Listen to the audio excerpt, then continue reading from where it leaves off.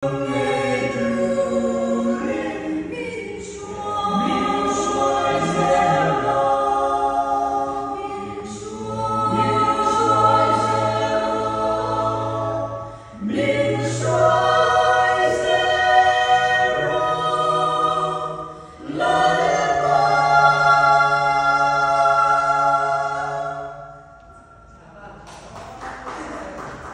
he mixer hi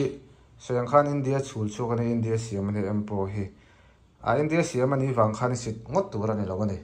a chan chenga tengan ti chon heng stranger ti te a hu za ti po India siam ve kan dia an that em hi vai honan mangna sa vai ho lo bon heng lai po tun ha chon hu za te amplifier te le tun thlengin a hu za company phei chu veng tin khot tin na public address system and the PA tlang au mai ka mo akan lamman ani long hon ti te mo eng khor in thleng pon ala ding chu huza company amplifier te kan mang hloma tun haya portable angani te lo suak ta zoka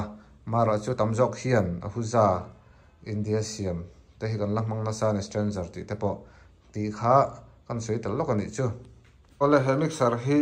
a thar view rolin hemi individual channel a channel malte te ya insert channel insert line ri lu na kha om ve lo ni chuan compressor le external device EQMO reverb mo compressor mo khatin ho kha kan long han du chuan stereo ngoro he ta hin effect out om he hi hela hi kan mu them o tuna hemi check ka ve lu na at lever ka ve lu na hi effect 1 ania effect out 1 chuan availom pang all hi effect out 2 ania chuan effect out 1 a hian tuna hian external device mo external chu tiang chu ka vobel chin do na ni chu mi ti dan chu an ngal do na ni ti chuanin hemi effect 1 out a hian ti hian ke bulin kala chuaka chu hemi he effect a hian input a guitar input a hian ka vit lu ta ni out ane helama input a lu tanga te chuan hemi out left le right mo audio hemi effect out left le right hi he lai tu na pani ka vi lu dun hi ta ni stereo auxiliary tran ti ni ta hina ron tran do ni om sia chu heta signal mixer a signal lut kha helai effect a hena lut anga mo effect a hena lut anga ti chuan aron chuak le kha ta hena ron effect heng lai a treng te mo clean te khateng kha ta hian aron lut le do ni mixer a chu tu na kanen chinanga mai ka pom han the ni khang kha mixer then khat heng mixer a te hi chuan he an hnuai hi insert om zel ta ni line in chunga hian hang ho insert line an nia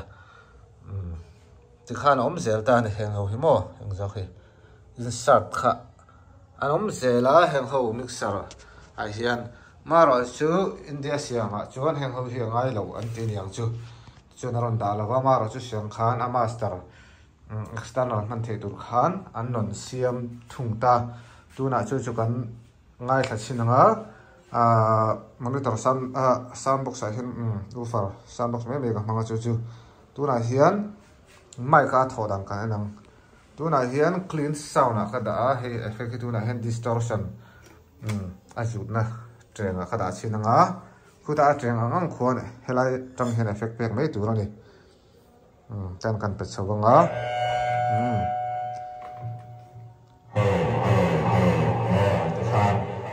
mai ka po chen dong ka sai chuan a ron chen sok chuai mai ni kha om sia chu alo ni ta ni ti chuan guitarist te heng sap guitarist ho than khada chuan an effect hi an stage sa in chop to lovin so ta heng ho ngai an engineer ho nan lo khoi sak thina ti khain azut don an ti trenga a plug dona an lo te clean ang khan mo ti khan an lo control ta thina ni ti chuan an manin I ateng lu dona he lai a pedal zurap chaplo khan he tatang khan lo control sak thina ta kha lai switch dan bor vel kha ani ti chuanin guitar kan te sang kha mic a point tin nan clean metallica clean ni khu helai hian helai effect one hian a control hala ni tuna external khu lai mi khu ti chuan helai effect one out hian a control vele boka hele hemi hian control ton nei chu ti chuan hello hei hi antinan delay helaya mixera a reverb le delay hi ka du lo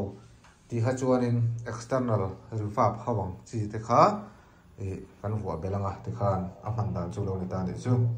ha chu mo clean a khan delay ka da te la te khanin moi ta mai ni ti chuan guitar hi kan delay chinanga ola tu na chung guitar hi kan te sanga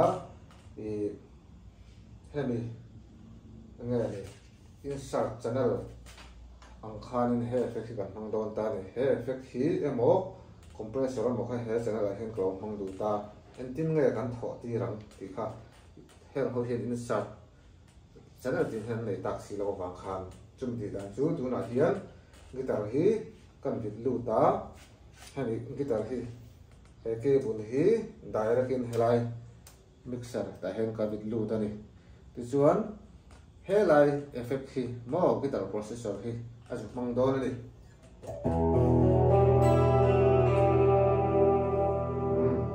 chu effect in effect kan off ang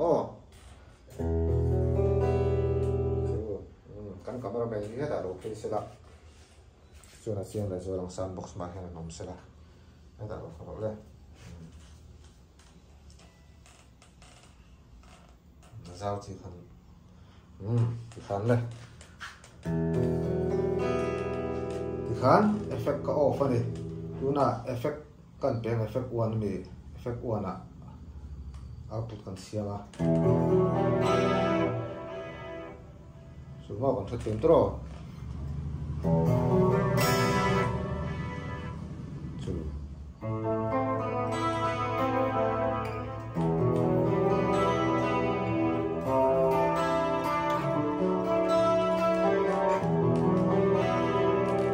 ateng po azu dona kalau be sak don ta ni ateng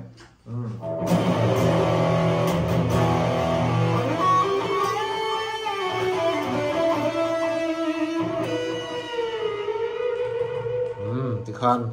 I ateng po kha helai external effect ka ju than ang khain aron ti to mai ni chu hemi external device wo beldana ni chu tura kan sei khamo hei hi m guitar m thu lo ne dai kan ni bain ari hi pharaji trenga chu wangin ari kha kha ten khan lo chok ta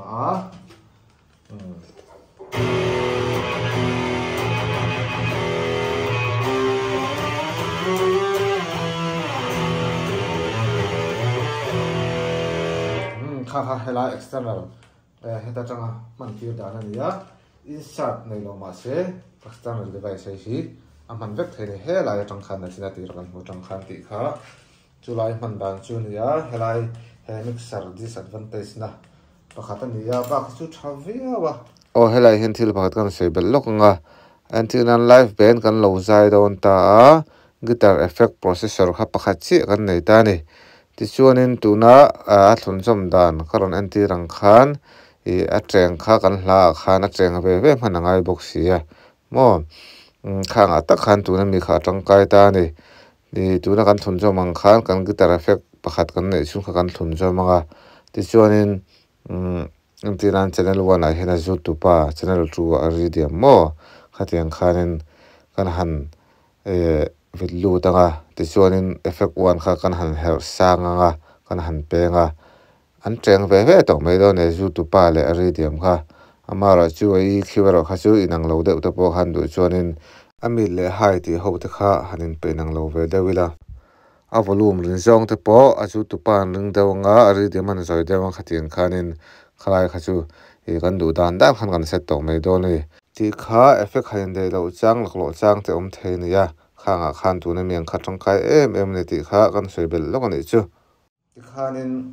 mai hemi ati dan vel chu mixer pakhat zo ga mang he na kena kan la soi bel ti khan tu na rian ta ai no na ta dam don ani le ti khanin he mixer thế ta cameraman khá là con lẽ sẽ trang quý rồi con sấy đồng hay là EQ khởi đàn hết thế này tôi bằng sang đầu trong khăn là sẽ là khăn stand bằng lỗ lốc mà nhở lên hay hi hai anh ấy thì chuan hay hi minus 15 lệ plus 15 này thì hiện 0 nã thọc lầu thì na hay frequency selector anh ấy frequency selector hi 100 frequency 100 ta changa frequency 8k sang ret thang a control the ni ti chuan mai ka lo kiwin nge ti kiu ti kan zon don chuan soundbox mai hian mai kan da chinanga kan nok dewa a kiu ta ve chan don ani chu ma vu ta chu mi vu chu helai a federa nor hiam me lo hian helai frequency tang hen ativu tu chi jong don ani chuan all sam dan ber chuan helai a pai tu hi frequency pai tu minus a minus jong heni payanga q om chuan i minus photanga ain pai nga a chan chuang ati nge hei helai hianin a frequency an select dik wang ani hello ti khan soundbox point in nai ma sela i mai q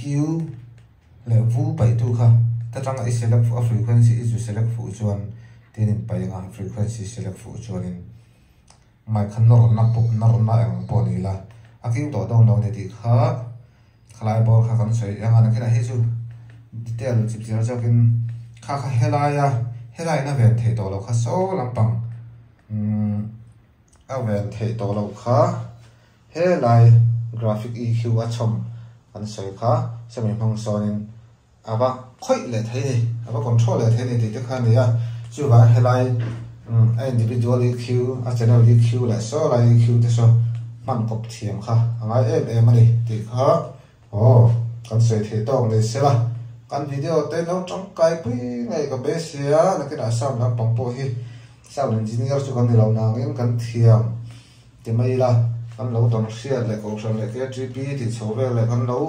ko ve le to ve la changin kan ton sia then khate kan share chin zel ka tumanga ti chon ko video te po min lo thil sak zel min lo subscribe zel ma ti kha kan nu kha na ne phon me ro se o ka lo me